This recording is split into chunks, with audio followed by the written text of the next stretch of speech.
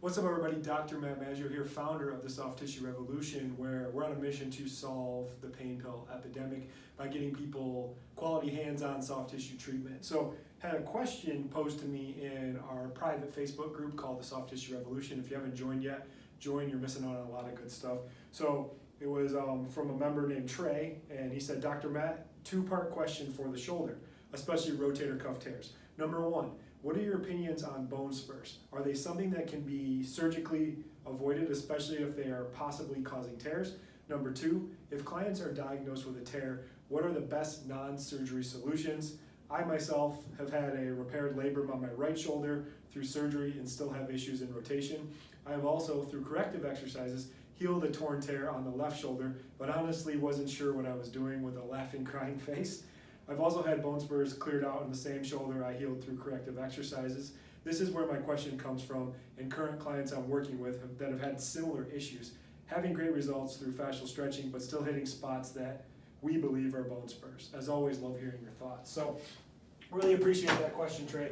So, I have my shoulder model here, but let's just start about the idea of bone spurs and why bone spurs happen. So, in anatomy and in the world, there's this thing called Wolff's Law. Wolff's Law is like the more force that you put into an area, the more bone the body starts to lay down, almost like a way to kind of buffer and support the area. So that's why bone spurs happen, usually because things are getting overloaded. And you tend to see it in areas that are getting beat up. A lot of people that are very physical, manual labor, people that had some trauma to their shoulder and stuff like that, the body's actually trying to do its best to put some bone spurs there to try to help, because they think that bone's going to help actually ease the load and everything like that. Your body doesn't really think about long-term circumstances or consequences. It thinks about whatever is happening in the short term. They go, hey, my shoulder's getting overloaded, so I'm going to put some spurs in there to kind of do that. So essentially what happens is the spur starts getting in the joint. As that spur gets bigger, that shoulder is getting loaded up more and more.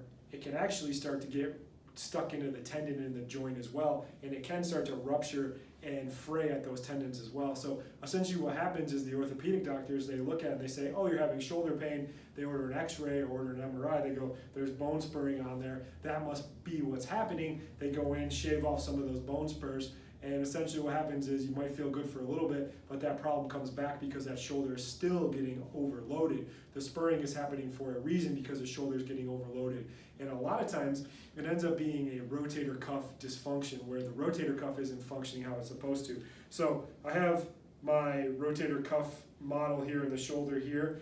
This is if we looked at it from the front, and then this is from the back. So you have your four muscles of the rotator cuff. The first one is the supraspinatus. It goes on the top and goes out and attaches down through here. That's on the top part here. Back through here, the majority of that muscle is the infraspinatus. It takes up most of that. And then the little part in through here in this groove is the teres minor. And then on the front part there is the subscap.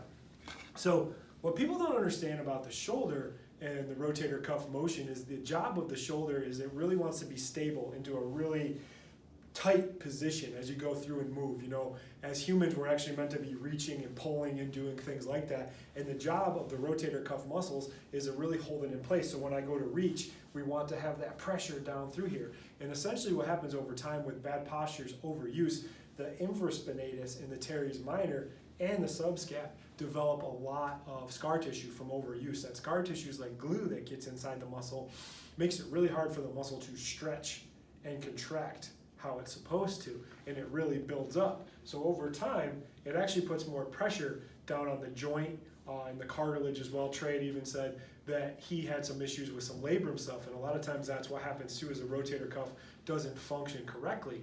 Another thing that you'll start to see is that that muscle and that shoulder starts to get like a winging scapula, and then people will end up getting a supraspinatus tear. So a lot of times people will go into the orthopedic doctor with pain, and they'll get an MRI and you'll see a confirmed tear of supraspinatus.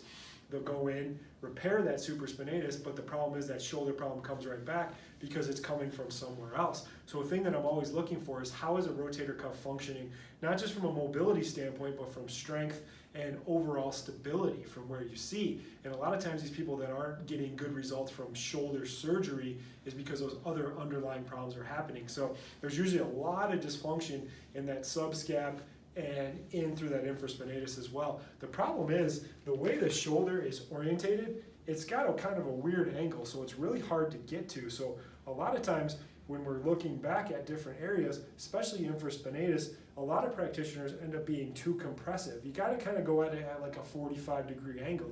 So what I find is that people are way too compressive, and then they end up trapping it. So when they're trying to do treatment, it hurts like hell to the client, but it's not actually fixing anything, and it's just compressing it so it feels good in the short term.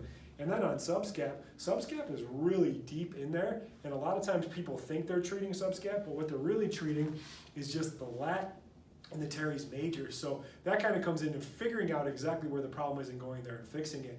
But anyone that's considering rotator cuff surgery, has labrum issues, you gotta get the rotator cuff cleaned up first, and it's so important in stability, mobility, and overall function of the shoulder. So thanks for that question, Trey, really appreciate it. And if you're in our Soft Tissue Revolution group, I answer these questions specifically. I'll even hop on a Zoom call and help people out as well. That's what really sets that group apart. We're not just getting in there and showing some random treatment or nonsense bullshit evaluations. We're actually getting down to the function of what's going on so you can deliver better treatment for your clients, so you can get better results and your people can get in a better place. So if you like the video, drop a comment, give us a share, or send us a message. We're always here to help, and send those questions our way. We'll see you guys in the next one. Bye.